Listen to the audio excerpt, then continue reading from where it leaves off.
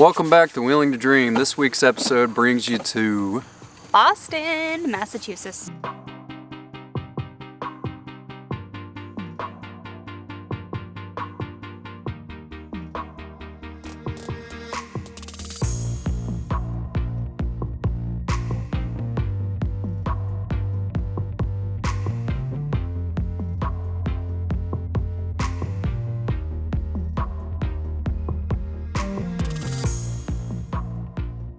Right, this has been one of our favorite cities that we have visited so far on our travels.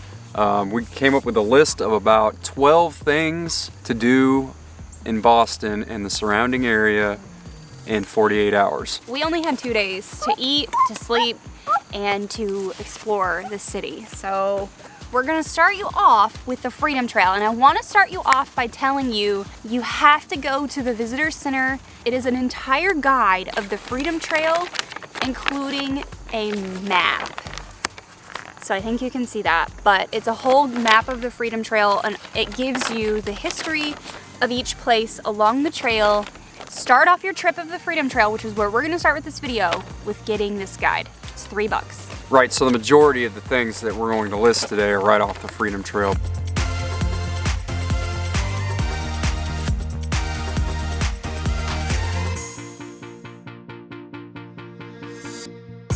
Just a couple of naive millennials hanging out in Boston, Massachusetts. We're out of our first cave time for today.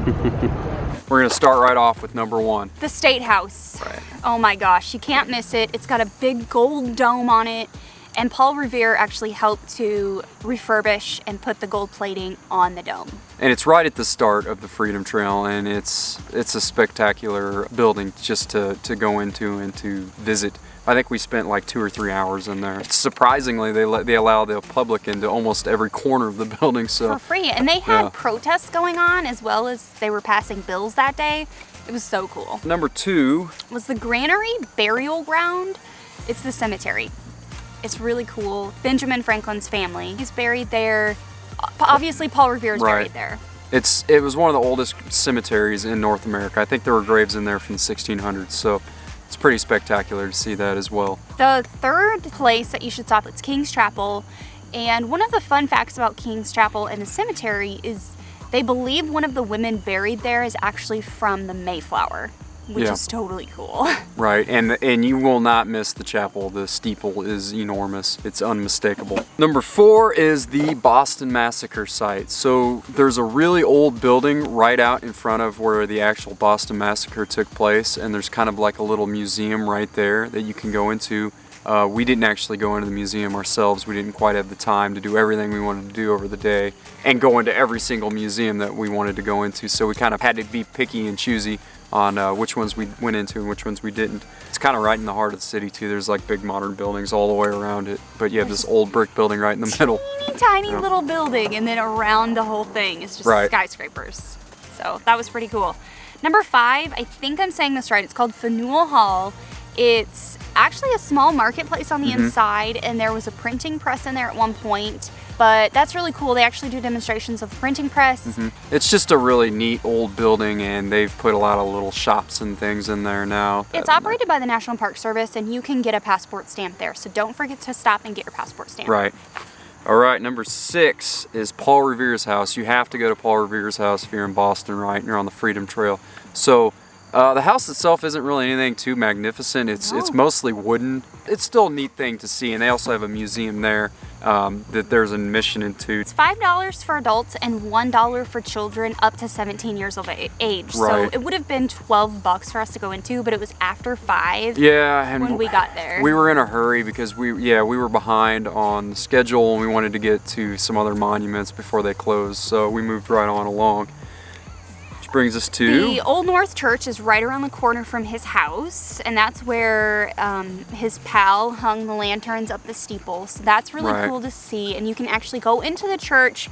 It's $8 for adults and $4 for children. Again, we were there after they closed, so we didn't get to go in, but that is such a pretty church, and it's nestled, like you walk through this really neat little courtyard, and there's like history on the walls. There's monuments on the way back to the church, and it's another church that's unmistakable. The gigantic steeple on it. Big white steeple, you can't miss it. It's really pretty. There's a big statue of Paul Revere out there. Yep.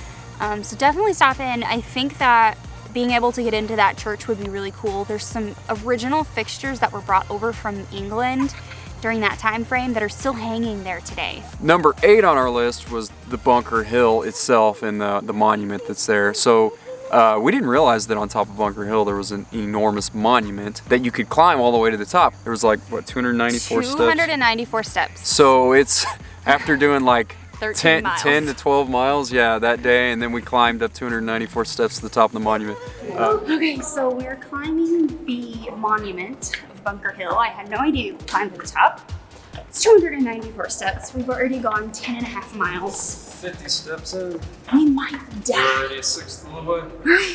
1/6 of the way. I don't think Rhiann's gonna make it. It was tiring, but it was worth it because the views that you had from up there were absolutely amazing. And on top of that, there was like a grate right in the middle of the monument at the top that you could see straight down to the bottom. It's a glass covered top. You can see it ways down and it goes to the bottom. Number 9 is the USS Constitution.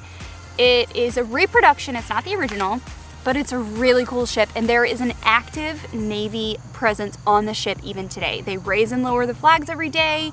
They have their orders and their duties that they're supposed to do every day on the ship, so it's pretty neat to see. And we heard from someone in the shipyard that if you purchased a flag in the gift shop and you took it onto the ship, they will raise it and lower it for you, which is totally cool. The USS Constitution is, they have a suggested price for families of $25, or they have just like a suggested price of, you know, a donation essentially that you would give to get in. So 10 to 14 for adults and 5 to 10 for kids. Number 10 is the Boston Harbor. So after you get to the end of the Freedom Trail, there's a ferry that you can take back to sort of the beginning, not quite. The ferry takes you right by where the Boston Tea Party took place and gives you really gorgeous shots of the city itself on the way around. So we thought that was worth taking that just to get the views, if nothing else. And it was pretty cheap. It was like $3 a person. The parking garage is like $24 for the whole day. Yep. And it's underneath the park. You can't miss it. It's really tight. It's tight. It's a maximum height of 6 foot 4 inches. Right, and we were right at that. We couldn't even, so we have the Jeep with the soft top. We had our soft top open and I couldn't get it closed. Yeah. When we got in there, I had to like position real strategically to be able to close it. Come up out of the parking garage and you're in the Boston Common. It's a strategic location for parking. It's a really neat park just to walk around and see different monuments and things. We walked around to a few different ones. There's a huge statue of George Washington. Just take a little time out of your day to go around and see that as well. You have so many food options like right there. Right. We stopped at, was it Cheers was our first stop, right? So the original Cheers bar, which was delicious, and of course we had a drink. And halfway down the Freedom Trail, we stopped at the Bell in Hand Tavern, which is the oldest tavern in the United States. Their first pour was in 17 something. It's extremely old, and it was cool to be there. And it's a really tiny little tavern too, but it just added more to that kind of feeling that you have there. We're in the oldest tavern in the United States. It's called the Bell in Hand. I was walking by, Heather was walking by, and she was going to keep going, and I said, there's no way in hell we're walking by the oldest tavern in the United States and not getting a drink. So here we are. Here we are. So I got a margarita, Nate got a beer, the girls got some lemonade. We stopped at the Boston Public Market. It's actually on your way to Paul Revere's house. We stopped for ice cream and I got coffee. The ice cream is Crescent Ridge ice cream. Amazing, local, all local farmed. And then the George Howell coffee shop is top notch. So the whole place is just filled with all local things. There's vegetables, there's meat, there's like grass-fed everything. It's really cool. Like anything you can imagine is in this marketplace. It's unbelievable. Yeah. They even sell liquor that's brewed in breweries from there in Boston. So. And then the last thing we did on the way out of Boston tonight is we stopped at the Wahlburgers and had burgers, and they were very good. Yeah, we always said we had to go to the Wahlburgers if we went into Boston. So they were amazing. I had Donnie's favorite, We did just a couple, that was day one. On day two, we actually explored around the surrounding area around Boston a little bit. We wanted to go to Salem. Salem's a pretty neat old town to see. There's all kinds of historical things, obviously. Not only is, you know, the witch trials take place there, but also it was a big maritime destination back, you know, a couple hundred years ago. So there's tons of stuff to see in Salem. We stopped at the Seven Gables House, which is the house based on Nathaniel Hawthorne's novel, and it turns out that he's actually related to the homeowner that actually, it was the daughter that acquired the home. He's her cousin. Right, it was a very neat house to see. They take you through a tour. I think altogether for all four of us, it was like $40. So it was right around $15, $16 a person. And I think one of our youngest daughter got in free. So it was a guided tour. It took about 45 minutes, and they take you literally from room to room describing the history of the house, why it was there, and like the different people that lived in it, how it was changed over the years, basically. And they take you through some really neat rooms.